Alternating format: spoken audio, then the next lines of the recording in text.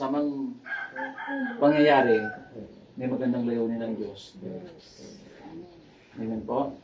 Amen. May magandang layunin ng Panginoon. Sa kabila ng mga hindi magandang nangyayari. Basahin ko po itong panagkoy. Sabi niya, sa Panaghoy, chapter 3, verse 36. Walang anumang bagay na mangyayari nang hindi sa kapahintulutan ni Yahweh. Kahit yung nangyayari hindi maganda, pero walang pangyayari sa buhay ng tao sa daigdig na hindi niya pinahintulutan. So, may magandang purpose pa ng Panginoon. Let's say, example yung kay Job.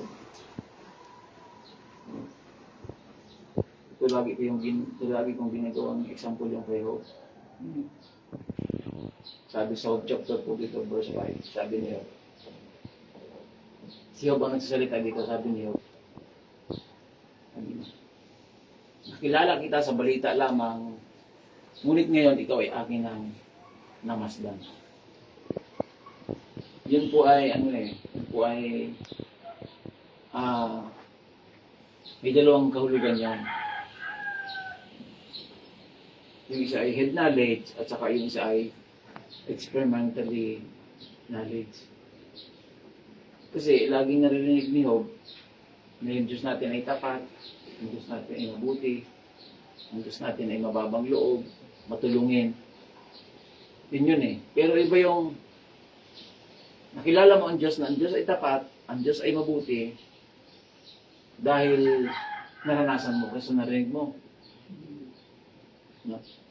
So, sa buhay ni Job, naranasan ni Job yung katapatan ng Diyos, kabutihan ng Panginoon. Tingnan natin ang mangyari sa buhay ni Job. Nawala ang kanyang mga anak, diba? Ang kanyang kayamanan. Pero yung mga bagay na sa buhay niya na nawala, ay pinalitan niya ng Panginoon. Amen po? Amen. So, ibig sabihin mga kapatid na napatunayan ni Job na ang Diyos ay tapat, ang Diyos ay mabuti, hindi lang dahil sa narinig niya ang Diyos ay tapat at Diyos ay mabuti. Dahil nabasa niya sa Bible, narinig niya sa sinasabi ng mga lingkod ng Diyos, siya mismo, nakaranas mismo ng katapatan ng Diyos nung yun ay dumating sa buhay niya. Amen po? Amen. Kaya, sabi niya, nakilala kita sa balita lamang, pero ngayon ay akin ka ng namasdan. So, ibig sabihin ni Job, nakilala kita nung una, sabi-sabi lang ng iba, ikaw ay tapat, ikaw ay mabuti, pero ngayon mas nakilala kita dahil ako mismo ang nakaranas ng iyong kabutihan. Palapakan natin ang Panginoon. So, sa buhay natin, mga kapatid, sa buhay natin, ano ang dapat natin gawin sa kabila ng mga masamang pangyayari, may mahirap na sitwasyon, kahit nangyayari hindi natin gusto mangyayari natin. Sa nangyayari sa atin, ano ang dapat natin gawin? Ito na po yung dapat natin gawin. Kahit na sa mahihirap na sitwasyon, sumunod po tayo sa kalooban ng Diyos. Amen. Amen po? Huwag tayong lumaban. Huwag natin salungatin ang kalooban ng Diyos. Ang pinakamalaga gawin pa rin natin. Ang kalooban ng Panginoon. No? Parang yung nangyari kay Isaac, kay Abraham. Diba? Kung titignan natin, parang mahirap mangyari. Bakit? Kasi, sa ang pangako ng Diyos kay Abraham, gagawin siyang ama ng maraming bansa. Tatawagin siyang ama ng pananampalataya.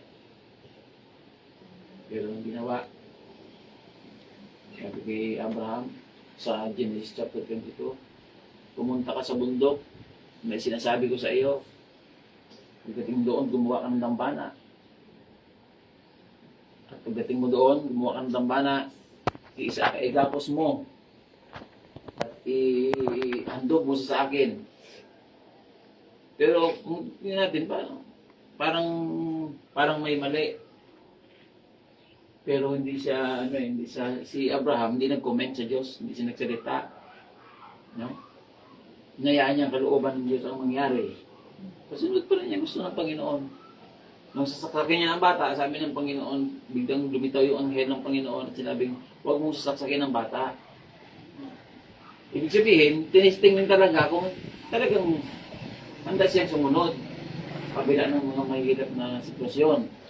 Nung makita ng Diyos na talagang tapat ang Panginoon, tapat si Abraham sa kanyang mga pangako, ginawa ni Abraham, sabi ng Diyos, ng anghel ng Panginoon kay Abraham, huwag mong sasaksakin ang bata sapagkat handa mo nang ipakita sa kanya na ikaw ay susunod sa kanya. So, hinilis niya ang bata at tinupad niya ang Panginoon yung kanyang pangako. Amen po? Amen. So, sa bagang ito, yan ang dapat nating patandaan sa buhay natin. Dahil ang Diyos ay tapat. Una, pangawakan natin yung pangako ng Panginoon. Asahan natin ang pangako ng Diyos. No? Pangalawa, ano pa? Punta mo na yung deck.